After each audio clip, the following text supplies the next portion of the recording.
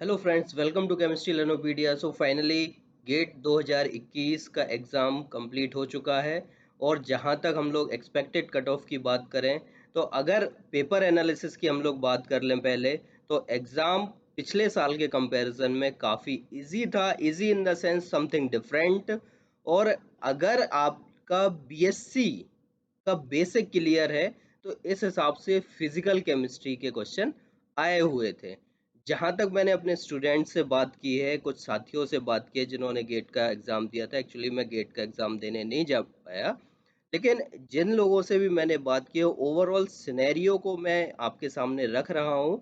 और कुछ क्वेश्चंस थे तो उनको भी हम लोग डिस्कस कर लेंगे।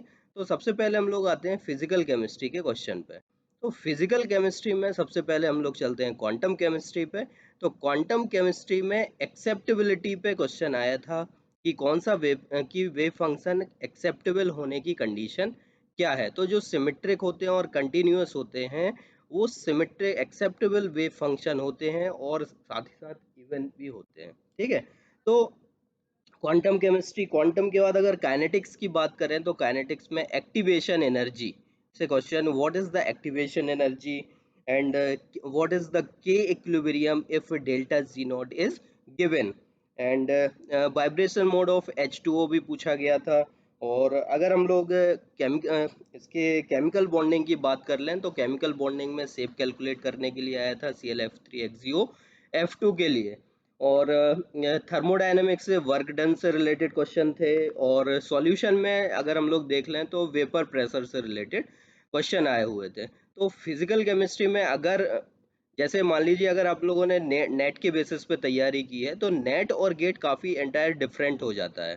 लेकिन अगर आप लोग शुरू से IIT जेई की तैयारी कर रहे हैं, IIT जेम की जिसने तैयारी की है, और MSc किसी IIT मतलब गेट एग्जाम जेम का एग्ज़ाम क्वालिफाई किया है, और फिर उसने अभी MSc या कहीं IPSD में एडमिशन लिया, और उसके बाद जब गेट का पेपर उसने दिया होगा, तो ये काफ़ी उसके लिए आसान हो गया होगा।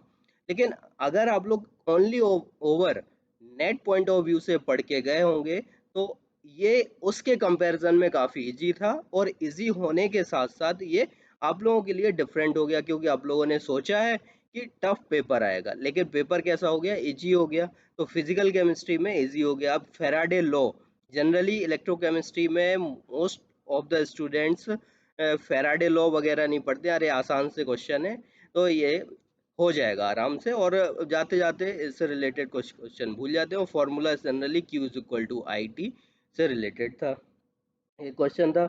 और अब ओवर तो फिजिकल केमिस्ट्री कैसे था, इजी था, एंड बट एंटायर डिफरेंट, मतलब थोड़ा डिफरेंट हो गया पिछले साल के कंपैरिजन में। इनऑर्गेनिक केमिस्ट्री की अगर बात कर लें, तो इनऑर्गेनिक केमिस्ट्री में जैसे कि केमिकल बॉन्डिंग का भी मैंने बताया, सेप आया था। F ब्लॉक से एक MSQ टाइप का क्वेश्चन पूछा गया था। वाइब्रेशन मोड ऑफ H2O और नॉन हीम प्रोटीन क्या होता है, तो कुछ ऑप्शंस थे उसमें। तो I think haemocyanin should be the correct answer. I think haemocyanin था, वो करेक्ट होगा। इस और ऑर्गेनिक केमिस्ट्री में अगर देखें, तो ऑर्गेनिक केमिस्ट्री में स्टीरियो केमिस्ट्री से रिलेटेड कायरलिटी चेक करने के लिए रिएजेंट के question, pericyclic and photo chemistry, Barton reaction type के क्वेश्चन आए हुए थे। तो दिस इज ओवरऑल, जैसे मास और NMR स्पेक्ट्रोस्कोपी से इस बार IR और UV से भी कोई भी क्वेश्चन नहीं पूछा गया था। और जनरली बस इसी तरीके के और क्वेश्चन थे। तो मैं अगर एक्सपेक्टेड कट ऑफ की बात करूं, तो ओवरऑल जो सिनेरियो है, एग्जाम एनालिसिस है, तो easy easy to moderate and entirely different. That means अगर आप लोग का फिजिकल केमिस्ट्री पोर्शन आप लोगों ने अच्छे से किया है, तो आराम से आप लोग एग्जाम क्वालिफाई कर सकते हैं, क्योंकि ये थोड़ा सा डिफरेंट हो गया था। अब जहाँ तक ओवरऑल कट ऑफ की बात करें, तो ओवरऑल कट ऑफ को मैं 26 से लेके 31 के बीच में रख रहा हूँ।